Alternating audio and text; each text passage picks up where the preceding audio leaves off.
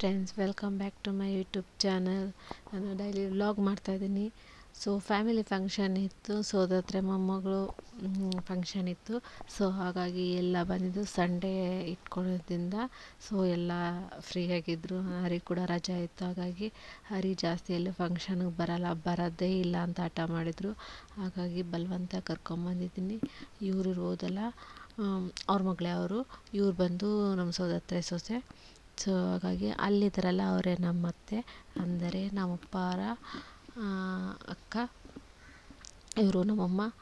So ಇವಾಗ gift ಕೊಡೋಕೆ ಹೋಗ್ತಿದ್ದಾರೆ. ಆ್ಯಕ್ಚುಲಿ ನಾವು ಕೂಡ ಹೋಗಿ ಒಂದು ಫೋಟೋ ಕ್ಲಿಕ್ಕೆಲ್ಲ ಮಾಡಿಕೊಂಡು ವೀಡಿಯೋಸ್ ಎಲ್ಲ ಅದು ಮಿಲನ ವೀಡಿಯೋ ಮಾಡಿಲ್ಲ, ಬಟ್ ಎಲ್ಲಿ ಮಿಸ್ ಆಗಿದೆ ಗೊತ್ತಿಲ್ಲ. ನಾವು ಹೋಗಿ ಗಿಫ್ಟ್ ಕೊಟ್ಟಿದ್ದೆಲ್ಲ ಸೊ ಬ್ಯಾಡ್ ಲಕ್ ಸಿಕ್ಕಿಲ್ಲ. ತುಂಬ ದಿವಸ ಆಯ್ತಲ್ಲ ವೀಡಿಯೋ, ಹಾಗಾಗಿ ಎಲ್ಲೋ ಮಿಸ್ ಆಗಿದೆ. ಸೊ ಓಕೆ, ಪರವಾಗಿಲ್ಲ. ಹೀರೋ ಕ್ಲಿಪ್ಪಿಂಗಲ್ಲೇ ಹಾಕಿ ವೀಡಿಯೋ ಮಾಡಿದ್ದೀನಿ. ಸೊ ಅಮ್ಮ, ಚಿನ್ನು ಮತ್ತು ಮಿಲನ ಹೋಗಿ ಅವ್ರಿಗೆ ನಾಷ್ಟ ಕೊಟ್ಬಿಟ್ಟು ಗಿಫ್ಟ್ ಕೊಟ್ಟು ಫೋಟೋ ಇಟ್ಕೊಂಡ್ರು. ಆಮೇಲೆ ನೆಕ್ಸ್ಟು ನಾನು ಹರಿ ಕೂಡ ಹೋದೋ, ಮತ್ತು ನಮ್ಮ ಜೊತೆ ಚಿನ್ನು ಕೂಡ ಬಂದಿದ್ದ. ಸರಿ ಅಂದ್ಬಿಟ್ಟು ಒಂದಷ್ಟು ಫೋಟೋಸು ರೀಲ್ಸು ಎಲ್ಲ ಮಾಡಿಕೊಂಡು ಅಷ್ಟೊತ್ತಿಗೆಲ್ಲ ನೆಂಟರೆಲ್ಲ ಬಂದು ಹೋಗಿದ್ದಿದ್ರು. ಹಾಗಾಗಿ ಫ್ರೀಯಾಗಿತ್ತು.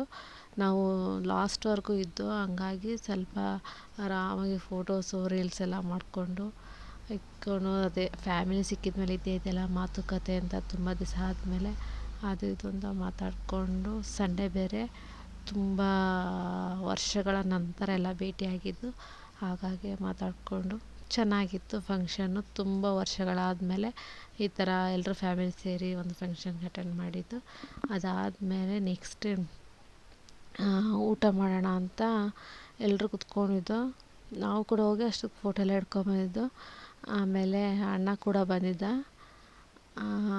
ತುಂಬ ಜನ ಬಂದಿದ್ದರು. ಯಾರು ಬರ್ತಾರೋ ಅಂತ ಕರ್ಕೊಂಡಿದ್ದೆ. ಆಮೇಲೆ ಬಂದರು. ಸರಿ ಊಟಕ್ಕೆ ಹೋಗೋಣ ಅಂತ ಕರ್ಕೊಂಡೋದ್ರು. ಫಂಕ್ಷನ್ ಕೂಡ ತುಂಬ ಗ್ರ್ಯಾಂಡಾಗೆ ಮಾಡಿದರು. ಊಟ ಕೂಡ ತುಂಬ ಚೆನ್ನಾಗಿತ್ತು. ನೀವೇ ನೋಡ್ಬೋದು ಏನೇನು ಊಟ ಅಂತ.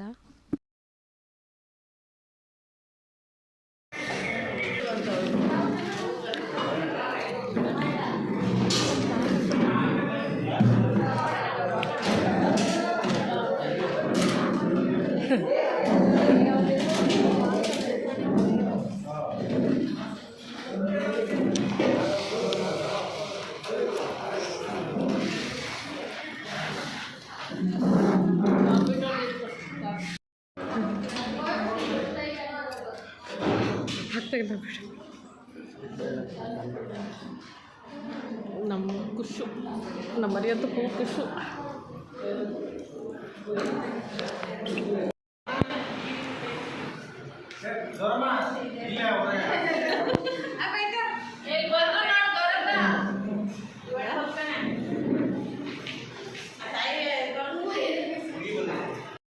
ನೆಕ್ಸ್ಟ್ ಡೇ ಕೆಟಲ್ ಆರ್ಡ್ರ್ ಮಾಡಿದ್ದೆ. ಕೆಟಲ್ ಬೇಕಿತ್ತು ಎಮರ್ಜೆನ್ಸಿಗೆ, ಏನಾದರೂ ಬಿಸಿನೀರು ಕಾಯಿಸ್ಕೋಬೇಕು ಅಂತ. ತುಂಬ ದಿವಸದಿಂದ ಅಂದ್ಕೊಳ್ತಿದ್ದೆ ಆರ್ಡ್ರ್ ಮಾಡೋಣ ಅಂತ.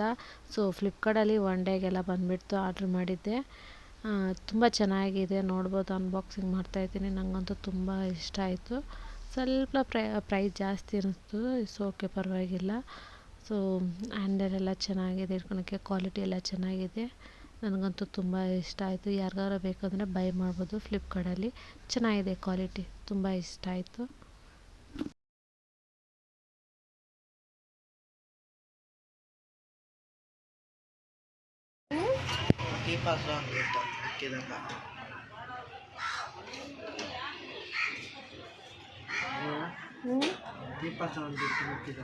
ಹಾಗೆ ಸುಮ್ಮನೆ ಮನೇಲಿದ್ದು ಏನಾದರೂ ತಿನ್ನಬೇಕು ಅನಿಸ್ತಿತ್ತು ಚಳಿಗೆ. ಹಂಗೆ ಹುಳ್ಳುಳ್ಳಿ ಖಾರಾಗೆ ಅದು ಹುಣ್ಸೆಹಣ್ಣು ಇತ್ತು, ಅದಕ್ಕೆ ಸರಿ ಹುಣ್ಸೆಹಣ್ಣು ಜಜ್ಜನ ಅಂದ್ಬಿಟ್ಟು ನಾನು ಚಿನ್ನ ರೆಡಿ ಮಾಡ್ತಾ ಅಷ್ಟೊತ್ತು ಮಿಲನ ಕೂಡ ಬಂದಳು. ಸೊ ಹುಣ್ಸೆಹಣ್ಣು ರೆಡಿ ಮಾಡ್ತಾಯಿದ್ದೀನಿ ಕುಟ್ಟೋಕಣಗೆ. ಅದೆಲ್ಲ ಹಾಕಿಬಿಟ್ಟು ಕುಟ್ಟೋಕ್ಕಾಗ್ತಾಯಿಲ್ಲ, ಬಿಡೋಕ್ಕಾಗ್ತಾಯಿಲ್ಲ, ಹಾಗಾಗಿದೆ ಪರಿಸ್ಥಿತಿ, ನೋಡ್ಬೋದು. ಆಮೇಲೆ ಮಿಲನ ಕೂಡ ಸ್ವಲ್ಪ ಹೆಲ್ಪ್ ಮಾಡಿದ್ಲು. ಸ್ವಲ್ಪ ಜೀರಿಗೆನೂ, ಉಪ್ಪು ಮತ್ತು ಒಣಮೆಣ್ಸಿನ್ಕಾಯಿ, ಹುಣ್ಸೆಹಣ್ಣು ಇಷ್ಟು ಹಾಕಿ ಕೂಡ ಜಜ್ಜುತ್ತಾ ಇದ್ವಿ. ಜೀರಿಗೆ ಜಾಸ್ತಿ ಆಯಿತು, ಬಟ್ ಟೇಸ್ಟ್ ಚೆನ್ನಾಗಿತ್ತು. ನನಗಂತೂ ತುಂಬ ಇಷ್ಟ ಆಯಿತು. ಅದು ಹಾಕಿ ಅಷ್ಟು ಕಷ್ಟಪಟ್ಟು ಅದರೊಳಗಡೆ ಹೋಗಿ ಬರ್ತಾಯಿಲ್ಲ, ಅದು ಬಿಡ್ತಾಯಿಲ್ಲ. ಹೆಂಗೋ ಮಾಡಿ ಲಾಸ್ಟ್ ಫೈನಲ್ ಜಜ್ಜಿ ತಿಂದು ಚೆನ್ನಾಗಿತ್ತು ಟೇಸ್ಟು.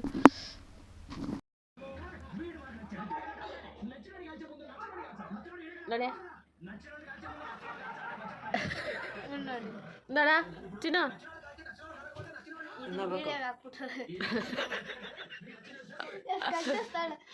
ಮಾಡ ತಿನ್ನ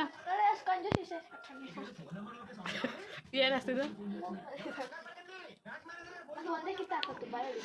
ಆಹಾ ಏನು ಟೇಸ್ಟು ತಿಂದೆ ತಿನ್ನು ಚೆನ್ನಾಯ್ತಾ